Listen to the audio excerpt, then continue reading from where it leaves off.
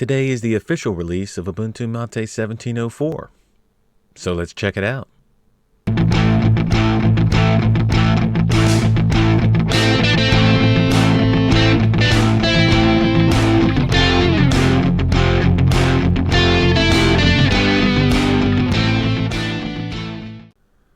Ubuntu Mate 16.10 was all about porting everything over to GTK3.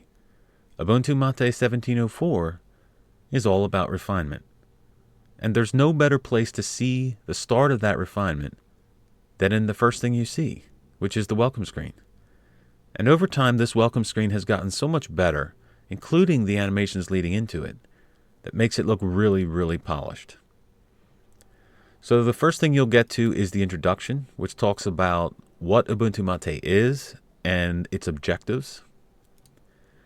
And then you have the features area, where it talks about the desktop itself, the applications that are installed, and the integration that it offers.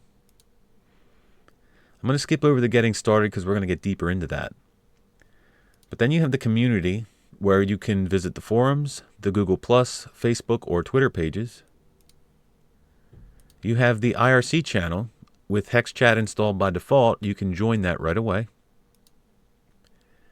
The Get Involved, where you can have links to the Launchpad, Bitbucket, and GitHub page. And the Launchpad page is where you could actually report bugs, which is extremely important to help it move along. There's a shop button where you can actually buy Ubuntu Mate branded things like cups, stickers, and actual hardware. Then there's the all-important donate button. And it's important in order to continue Ubuntu Mate improvement. So you can be a Patreon member and you can donate that way, or you can donate by PayPal via a single donation or a monthly donation. And you can also donate with Bitcoin. All right, so we're back to the welcome screen. So let's jump into the getting started area.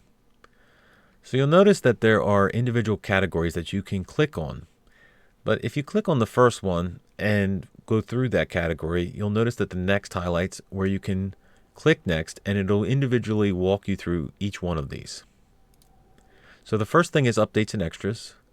And you can check for updates, which is, I recommend the first thing you do, because no matter if it's a fresh install or not, there may be late bug fix releases that have come out since the release of the ISO.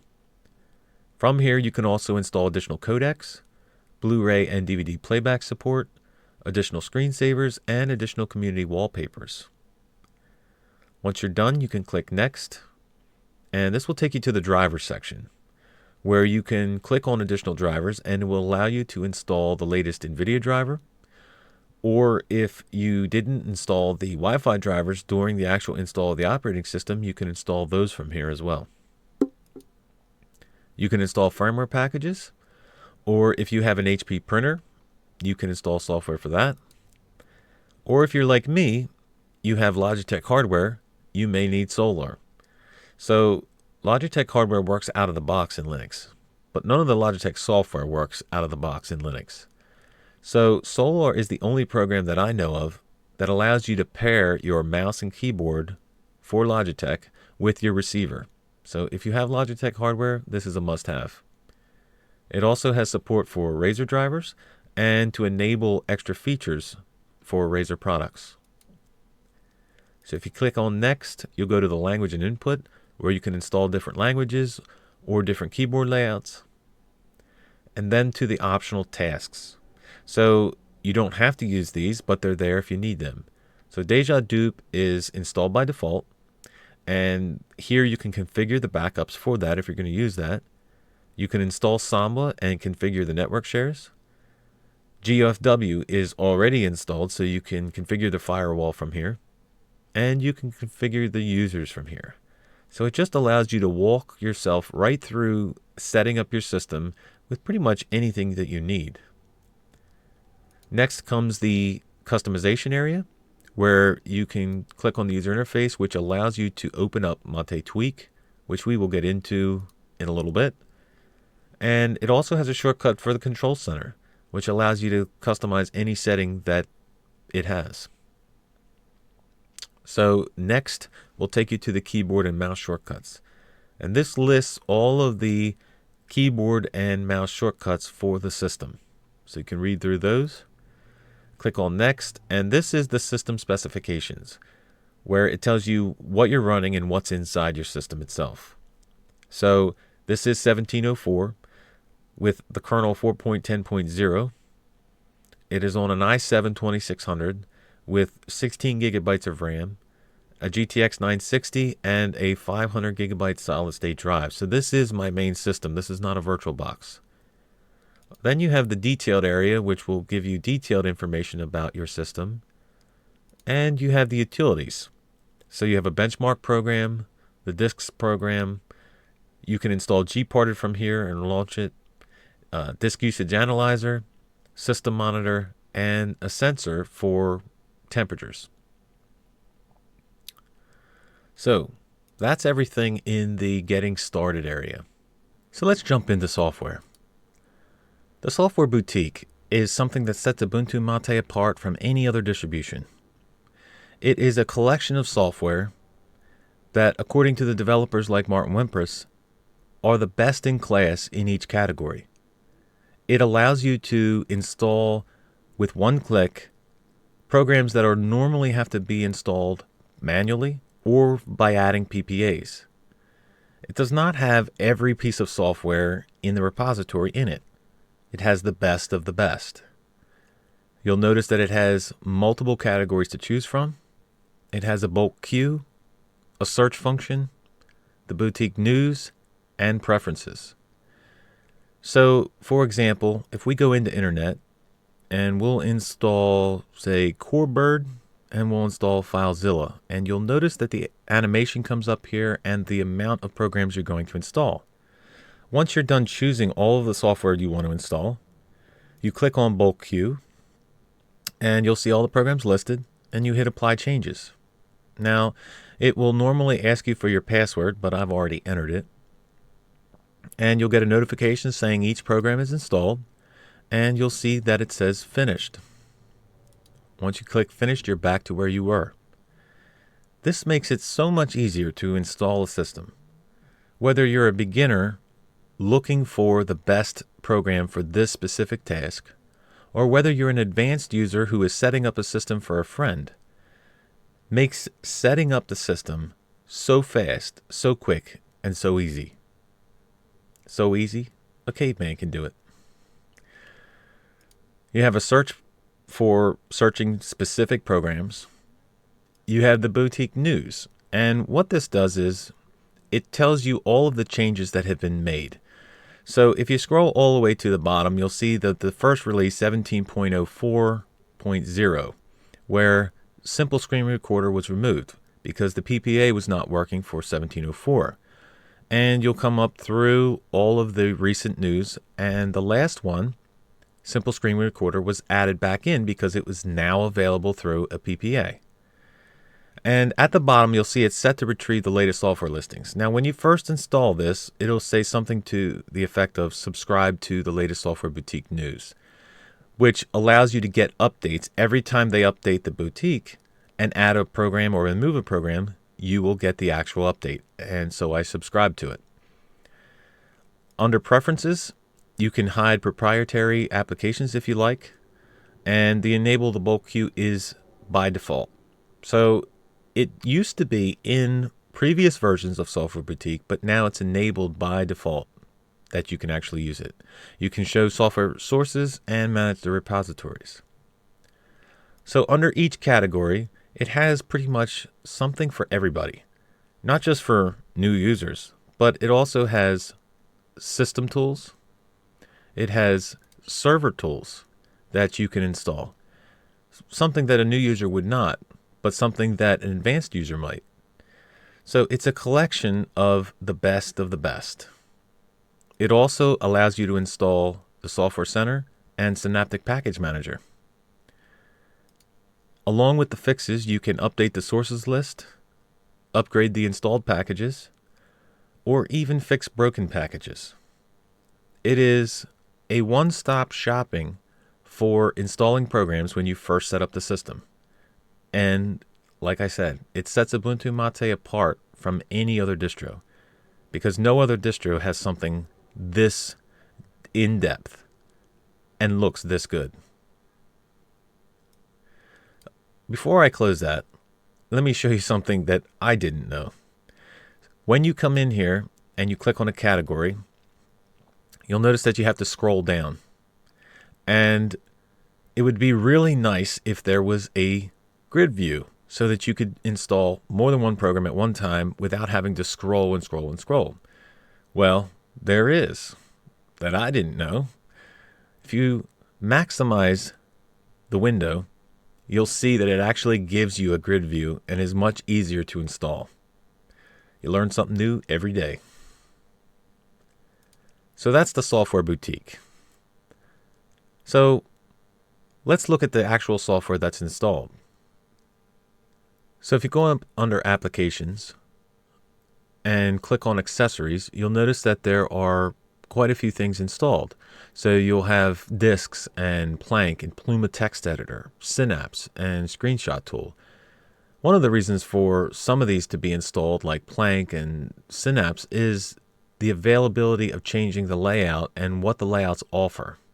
And we'll get to that soon. So under Graphics, you have I have Mate Image Viewer, Mate Color Selection, Shotwell, and Simple Scan. I installed GIMP. So under Internet, by default, you have Firefox, HexChat, Thunderbird, and Transmission because we installed Corebird and FileZilla earlier. Under Office, you have the full LibreOffice suite. Sound and video, I installed a couple of these, so by default, you have Brasero, Cheese, Rhythmbox, Sound, and VLC Media Player. System tools, you have the Kaja File Manager, you have Disk Usage Analyzer, System Monitor, and Terminal. Now, I installed software. And you also have a couple things under Universal Access. So this is the default software, and you have access to Synaptic to install any other piece of software, and you also have the Software Boutique to allow you to install software that are normally you'd have to add a PPA for. So definitely a big selection of software. So the applications part of this menu is just one part of it. And then you have places, and all you really have to do is hover over any of these and they just fly out. So you can open your home folder, you can open removable media, connect to a server, search documents. Under System, you have Administration where you can change different settings like install software or NVIDIA settings. Under Preferences, you have different categories of what you can do, like under Hardware and Internet and Network, Look and Feel. And then you have Welcome, Control Center, About Mate, and a couple power options. So you have the normal panel where you have the system tray at the top, the clock, and the power options, and you have your panel at the bottom. But this is not the only layout that Mate offers. So let's take a look at what else it offers. So if you go to System, Preferences, Look and Feel, and open up Mate Tweak, this is where it gets interesting. So you can show specific desktop icons that you want, or uncheck it to where you don't have any icons. Now, I do have these icons on, but you don't see them because they're on my secondary monitor. So under Interface, you can change a couple things like the icons themselves on menus, the context menu, and the toolbars, where you can do icons only or text only. Under the panel, you can change the layout, but before we get to the actual layouts, any one of these you can remove. So you can uncheck Show Applications and they're gone. If you don't prefer to see places, you can remove them, and so on. You can change the default icon size for the panels, and you can enable indicators. So for example, you have the sound indicator here where you have a generic volume level. But if you enable indicators, it changes the applet to where you can actually have a shortcut to sound settings, change the volume on the mic or the speakers, or mute it altogether. So if you're not fond of the three-tiered menu, you can enable the advanced menu, and which gives you a more traditional menu where you have a couple shortcuts and you have your favorites. You can enable a launcher, which what I was alluding to earlier, where specific software is installed to adapt to the layout. So Synapse is installed so that you can enable the launcher. You can enable the pull down terminal, which then when you hit F12 drops down the terminal. And you can also enable the keyboard LED, which tells you whether the caps locks are on or the number locks. So if you go up to panels and the layout, you'll see that there's a couple options you can choose from. You can choose from Redmond, which gives you the Windows-esque look where you have the menu at the bottom, or you can enable the advanced menu and make it more Windows 7-ish. You can choose Netbook, which puts the panel at the top. You can choose Mutiny, which is obviously the play on words for Unity and give you the Unity look where you have big icons on the left bar and a fly-out menu. You can do GNOME 2, Fedora, and the one that I usually use, which is Cupertino, which this is the reason why Plank is installed, because you give it the Mac-esque look with the dock and the panel at the top. But they've also added a new look, which is Pantheon. And it looks exactly like Cupertino, but the difference is it incorporates the brisk menu into the actual places and system. So the brisk menu is an awesome menu made by Ike Doherty and incorporated into Ubuntu Mate as an applet.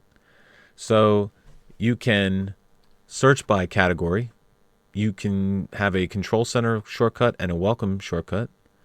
You have your power options. You can do lightning fast searches with it. And one of the new features is you can right click and have some options like edit menus. Now, this is all great, and there are more options coming soon for the brisk menu. It also keeps places and system in place, although the one thing I would like to see is this be incorporated almost like the applications are, where if you hover over one and continually go over, they all open up. That would make it great. All right, so under Windows, you have your enable animations if you'd like, or disable them. Show content when moving windows. You can enable window snapping or disable it. Undecorate maximize windows. And here is if you're really using the Cupertino or Pantheon look, you want to move the close and minimize icons over to the left, which is what I prefer. Now, you have a choice of running Marco with no compositor, Marco with the software compositor, Marco with the GPU compositor, which will enable your GPU to run the actual graphics, or you can enable Compiz. All of them work pretty good. And that is the Mate tweak. So let's see, what else can we look at here? Oh, I know. Themes. So let's take a look at what we got in themes. You can either go through the control center, or you can do preferences, look and feel, and appearance. So Ubuntu Mate always came with a couple different themes in it, including a dark theme, which was Black Mate. And although this theme does not look bad, it's actually a pretty nice theme, they came out with a new dark theme, which is called Ambient Mate Dark. And this theme is probably one of the best themes that have come out in a while. Thanks to Dave at Linux and Other Stuff on YouTube for starting to create this theme, and the Ubuntu Mate team for finishing it off to make it look fabulous. So whether you're in the menus themselves or whether you're in the Kaja file manager, this theme goes all the way across the board. It integrates so well. It just blends together. It is absolutely awesome. It is refinement at its best. And that's what this distro and this release is all about. Refinement. Refinement to things that were already good to make them better. Refinement at its best. So what do you think? Are you going to give Ubuntu Mate a try? I think you would be missing out if you didn't. So until next time, Big Daddy out.